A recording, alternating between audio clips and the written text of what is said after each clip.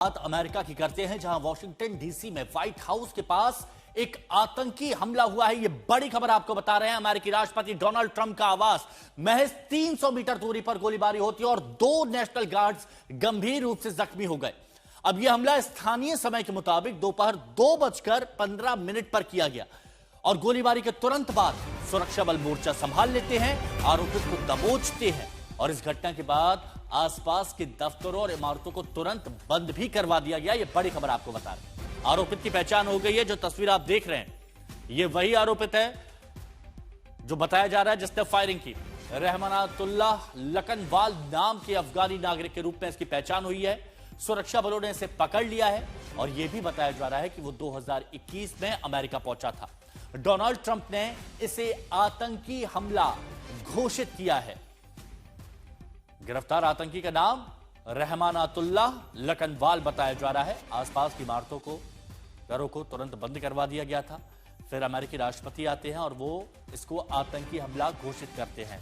रहमानतुल्लाह के बारे में बताया गया कि 2021 में वो अमेरिका पहुंचा था और इसी ने यहां पर गोलीबारी की। और ये जो गोलीबारी हुई है, बताया जा रहा है कि महज 300 मीटर की दूरी थी कि वहां राष्ट्रपति आवास है, वहां से महज 300 मीटर की दूरी पर इस तरह की फायरिंग की जाती है।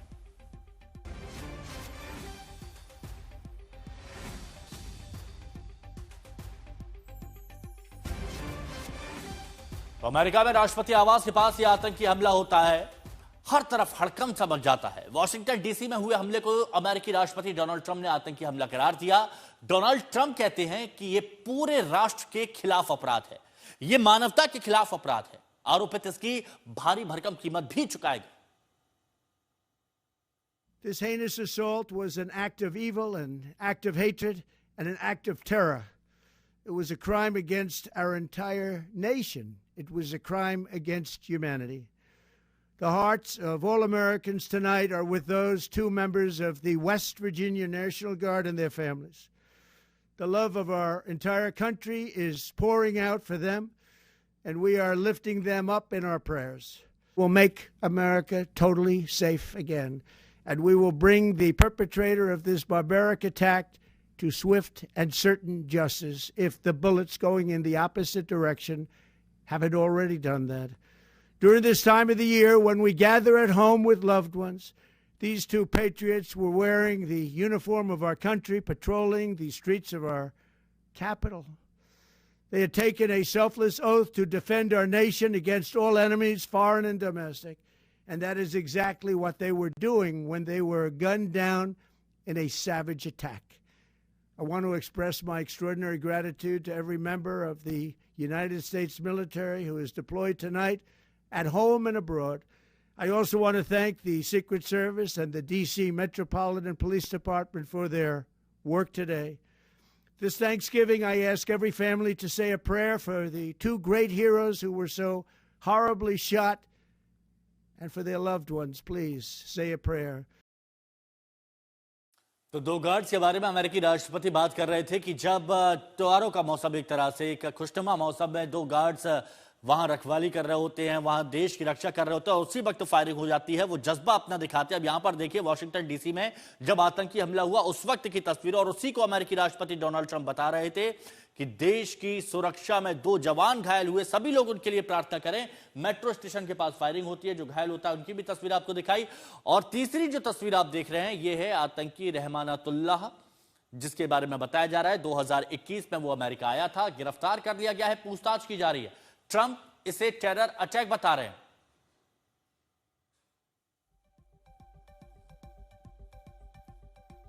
तो व्हाइट हाउस के पास यह हमला अमेरिका जिससे दहल जाता है, लेकिन ट्रंप यह भी कहते हैं कि तुरंत इस हमले पर काबू पा लिया गया। अब आप ऐसे देखिए, व्हाइट हाउस से कुछ ही दूरी पर यह गोलीबारी होती है। फाराघाट मेट्रो स्टेशन के पास यह हमला होता है और उसके बाद नेशनल गार्ड्स के 2 जवान गंभीर रूप से घायल हो जाते हैं, जो यहां पर सुरक्षा के लिए तैनात थे।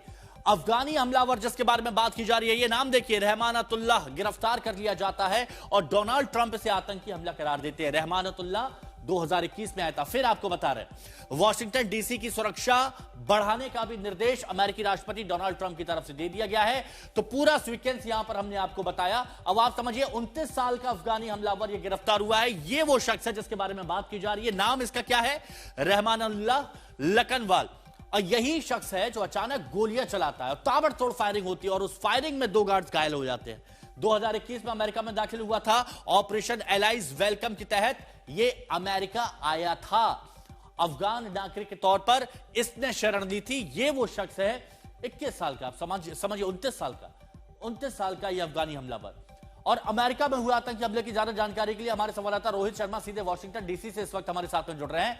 रोहित, वॉशिंगटन डीसी में व्हाइट हाउस के पास इतना बड़ा हमला, और ये अमेरिका के लिए कितना बड़ा खतरा है, और इस वक्त वहां पर किस तरह के हालात हैं? देखिए, ये एक बहुत बड़ा हमला है 9/11 के बाद। इस तरह का एक अटैक वॉशिंगटन डीसी में होना, आपको मैं याद दिलाऊं कि 9/11 के दिन पेंटागन में एक प्लेन गिरा था जिसे हमने टेररिस्ट अटैक नाम दिया गया था, और उसके बाद आज यहाँ पे एक ऐसा अटैक हुआ है जिसे फाइनली यहाँ पे लोग कह रहे हैं, यहाँ की जो एजेंसीज हैं, प्रेसिडेंट ट्रंप ने खुद ने आके कहा है कि एक टेररिस्ट अटैक है। तो ये बहुत बड़ा हमला है। आज प्रेसिडेंट ट्रंप जो है, हालांकि वो मारो लागो में थे, वो यहाँ पे व्हाइट हाउस में नहीं थे, तो ये एक अच्छी बात थी। लेकिन इस हमलावर ने 2 नेशनल गार्ड्स के ऊपर गोली चलाई और भागने की वहां से कोशिश की। जो यूजुअली हमने देखा है कि इस तरह की शूटिंग्स जो है अमेरिका में होती रहती है, लेकिन व्हाइट हाउस के पास होना ये अपने आप में बहुत आश्चर्यजनक बात है। और फिलहाल जो एरिया है फेरगट वेस्ट, जो जहाँ पे हमला हुआ है, व्हाइट हाउस से करीब कुछ 3 या 4 मिनट की दूरी पे है, 2 ब्लॉक्स दूर है। अगर आप वहां से सीधा वॉक करके जाएं तो आप 3 मिनट में व्हाइट हाउस पहुंच जाते हैं। तो बहुत इंपॉर्टेंट, बहुत सेंसिटिव एरिया है। हमेशा यहाँ पे पुलिस का प्रेजेंस होता है, सीक्रेट सर्विस होती है। तो उसके बावजूद इस इंडिविजुअल ने ये कोशिश की कि ये वहां पे आके इस तरह का एक एक घटना को अंजाम दे सके। ये अपने आप में बहुत बड़ी बात है। जो एरिया है वो पूरा कॉर्डन ऑफ कर दिया गया है। 17th और आई स्ट्रीट पे जो है ये हादसा हुआ, उसके आसपास, व्हाइट हाउस के आसपास, जिस तरह की हम तस्वीरें भी दिखा चुके हैं, वहां पे पूरा कॉर्डन ऑफ कर दिया गया है। बिल्डिंग्स जो है उन्हें सील किया गया है, और एविडेंस जो है वो फिलहाल कलेक्ट किया जा रहा है। ऐसा माना जा रहा है कि शायद अगर इसके कोई और साथी हो जी। तो उन्हें ढूंढने की कोशिश की जा रही है। शायद हो सकता है वॉशिंगटन में ही मौजूद हो। हाँ। तो इस तरह के हालात फिलहाल वॉशिंगटन डीसी में है। और थोड़ी देर पहले ये भी खबर आई कि वॉशिंगटन डीसी का जो एक सबर्ब है आर्लिंगटन, वहां पे भी एक हादसा हुआ है जहाँ पे एक जो क्रिमिनल है उसने 3 लोगों को स्टैब किया है। तो मुझे लगता है कहीं ना कहीं एक थोड़ा सा अलर्ट है पूरा वॉशिंगटन डीसी। इनफैक्ट न्यूयॉर्क में भी अलर्ट है। वहां पे कल थैंक्सगिविंग की बहुत बड़ी परेड होने वाली है। तो एक जो रेड अलर्ट हम कहते हैं भारत में, उस पे है वॉशिंगटन डीसी और साथ ही साथ न्यूयॉर्क भी। अच्छा रोहित, एक बात बताइए कि राष्ट्रपति ट्रंप तो ये कह रहे हैं कि आतंकी हमला है, हमलावर को अफगानी नागरिक भी बताया गया है, रहमानतुल्लाह के नाम पर पहचान हुई, ये 2021 में आया था। इस बारे में और क्या जानकारी आपके पास आ पा रही है? देखिए, ये रिपोर्ट्स पहले ही आने लग गई थी कि ये जो इंडिविजुअल है ये अफगानी है। अफगानिस्तान से ये 2021 में अमेरिका आया था। ऐसा माना जा रहा है कि इसने असाइलम यहाँ पे क्लेम किया है, जो इसे अप्रूव हुआ था 2021 में। मैं सबको याद दिला दूं कि जब अमेरिका अफगानिस्तान से निकला था तो उन्होंने एक नया ऑपरेशन शुरू किया था, ऑपरेशन एलाइड फोर्सेस, और उसके तहत इसे आने को मिला। इस इंडिविजुअल को ये अमेरिका आया। ये वॉशिंगटन स्टेट में रहता है जो वेस्ट कोस्ट पे है, और वहां से ये वहां पे रह रहा था, वहां पे काम कर रहा था। वहां से ये वॉशिंगटन आता है और इस तरह की जो हादसा है उसको अंजाम देता है। तो अभी फिलहाल ये बताया जा रहा है कि इसके जो बैकग्राउंड था वो पूरी तरह से थॉरोली इसको सर्च नहीं किया गया था। इसे शायद इसकी जो पेपर वर्क था उसमें कई चीजें ऐसी थी जिसे नजरअंदाज किया गया, ऐसा खुद प्रेसिडेंट ट्रंप का कहना था। और इसीलिए ये जो नागरिक है, अफगानी नागरिक है, इसके साथ साथ उन्होंने प्रेसिडेंट ट्रंप ने ये कहा है कि हर अफगानी नागरिक का एक बैकग्राउंड थॉरो सर्च होगा जो अमेरिका में मौजूद है। और अगर ऐसा कोई एलिमेंट यहाँ पे होता है जो इस तरह की चीजों को अंजाम दे सकता है तो उसे अमेरिका से निकाल दिया जाएगा। तो ये मुझे लगता है कि बहुत बड़ी बात है जो प्रेसिडेंट ट्रंप ने अभी कही है। और जहां तक इस रहमानुल्लाह की बात है, 29 साल के ये है, करीब 4 साल पहले अमेरिका आए थे तो करीब 25 साल के थे। और उस ऑपरेशन के तहत जिसमें प्रेसिडेंट बाइडेन ने ये कोशिश की थी कि जो अफगानी अमेरिका का साथ देते थे अफगानिस्तान में और जो रिस्क पे हैं, उन्हें अमेरिका लाया जाए, और उस प्रोग्राम के तहत ये अमेरिका आया था। अच्छा रोहित, हमने ये भी देखा है कि जब भी कुछ होता है तो उसमें बाइडेन सरकार की नीति को ही जिम्मेदार ठहराया जाता है और ट्रंप ने बाइडेन सरकार की नीति को ऐसे हमलों के लिए जिम्मेदार बताया है। क्या ये माना जाए कि इसके बाद ट्रंप प्रशासन से और भी हम सख्ती की उम्मीद कर सकते हैं, जो आमतौर पर देखा भी गया है? बिल्कुल, देखिए प्रेसिडेंट ट्रंप ने सीधा कहा है कि ये विफलता रही है प्रेसिडेंट बाइडेन के प्रोग्राम की, और उस तरह जब डिपार्टमेंट ऑफ होमलैंड सिक्योरिटी जो चल रहा था, जो चला रहे थे लोग, उन्होंने इस पे ध्यान नहीं दिया और इसी कारण से ऐसे काफी लोग अमेरिका में हैं, ऐसा प्रेसिडेंट ट्रंप ने कहा है। और वो एक रिव्यू ऑर्डर कर रहे हैं सभी का, जो भी अमेरिका में और फॉरेन नेशनल है। तो मुझे लगता है कि ट्रंप प्रशासन पहले ही काफी सख्त था अपनी नीतियों को लेके, और अब तो मुझे लगता है उन्हें एक मौका और मिला है कि वो डबल डाउन करेंगे अपनी हार्ड लाइन पोजीशंस को लेके। और आप देखेंगे कि अमेरिकन जो जी। पब्लिक है उसका भी समर्थन उन्हें मिलेगा, हाँ क्योंकि इतना बड़ा हादसा को अंजाम हाँ। दिया है एक फॉरेन और नेशनल बिल्कुल यहां ने। पर उम्मीद यही बड़े की जानी सवाल ये चाहिए भी है कि कि ये इससे सख्ती कम से और कम बढ़ती जाए और जो भी इस तरह की वारदातों का अंजाम देता है उसको उसके किए की सजा भी मिले। शुक्रिया आपका रोहित, हमारे साथ जुड़ने के लिए।